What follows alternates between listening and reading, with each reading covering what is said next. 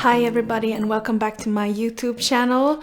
Thank you so much for watching again. Thank you so much for all your kind words and comments on my previous video, the first video I did.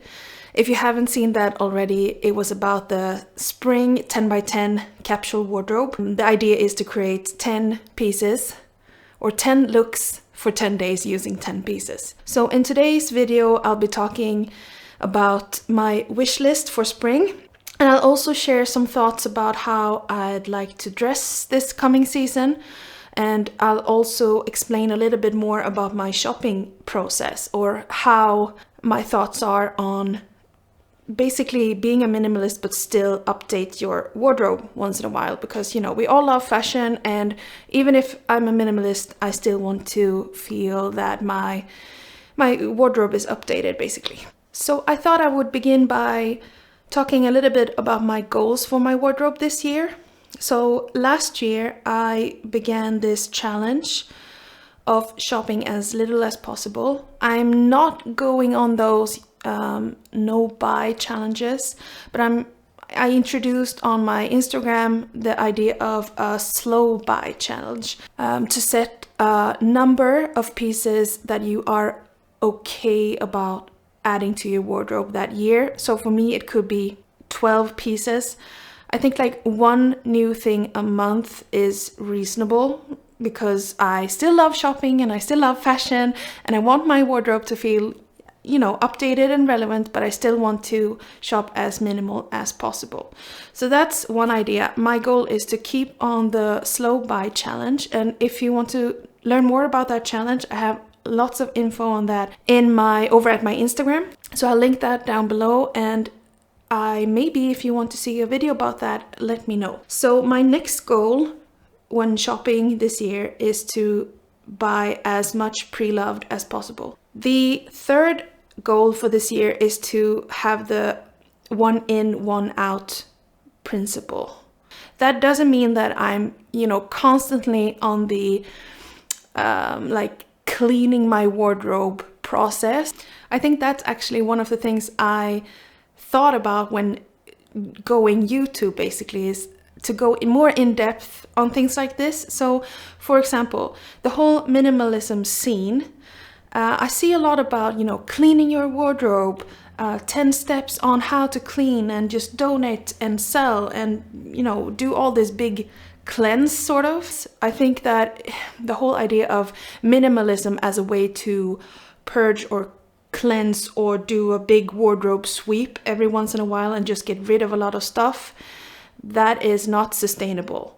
So if you just do a low buy or no buy challenge, just say no to any consumption for maybe a year, use what you already have, that's a way more sustainable approach, I think. So the next step is talking a bit about my way of thinking when buying new. I'm having a look in my wardrobe to see what I already have, because I tend to shop the same things over and over. When I go through maybe COS or Arket or one of my favorite stores like Totem, why do I even go to their website? It's dangerous. I always fall for the same pieces over and over, and I think that's a good sign, because that means I really found my signature style. But that also means that I can come home with a new skirt, even though I have two already, and I don't need another exactly the same midi full big midi skirt. I already have two, and that's enough. My second idea when shopping is to think about what do I need to replace. So this is maybe the backside of being a minimalist, to have a core wardrobe, to have a small wardrobe, is that if you wear the same pieces over and over, you will eventually have a wardrobe that is a bit worn. Every season I have to replace some things, and that's why that's a great tip from me, a shopping tip, is spend your money on high quality items that will hold, and also on those items that you don't need to wash. That means if you can buy wool coats or cashmere knits or wool trousers or something like that, you don't have to wash it as often. and it will last longer. But all those items that you need to wash regularly, so socks, underwear, t-shirts, long sleeved t-shirts, layering pieces that you wear, like, yeah, you know, things that get sweaty basically, and you need to wash them every day. Please change your underwear every day. Yeah, you don't have to spend a lot of money on those things because they will break, because you have to wash them and they will break. So I always keep, you know, I buy some things from the high street, like H&M, Lindex, or whatever. All my underwear are H&M. I have workout wear from H&M. I have Arket t-shirts. I have, you know, etc. So I'm not spending a lot of money on my basics. Or, yeah, basics, but not my washable basics. So after that, not boring, but necessary shopping, like replacing underwear, replacing a white shirt, replacing old expired makeup. So I'm still allowing myself 1 or 2 pieces every season to make my wardrobe feel updated. So I'm not one of those no shopping girls. I think that's reasonable. Also because I have, sometimes I have collaborations, some brands send me PR things, and yeah, sometimes I just can't stay away from like a totem sample sale. So the first step, what do I have? I have a lot of basics right now, and I have too many shoes. I don't need more shoes, and I have a few bags. Then looking at what I need to replace, I have a white shirt that got a stain, my only white shirt, so I have to replace my white shirt. And I had a black shirt last year from Arket, and I really loved that shirt, but it broke, or the buttons broke. So lastly, my more wish items on my wish list, the not so necessary things. I thought about maybe buying a new trench coat. I haven't found a one great enough, so I've tried on a couple of trench coats by Filippa K and Arket and COS, and also the Totem, the signature trench.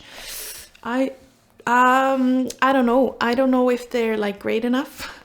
And that's actually something, that's like a pro tip from a pro shopper, is that if you have this idea of that you only want to wear the most amazing pieces that makes you feel amazing, you get really,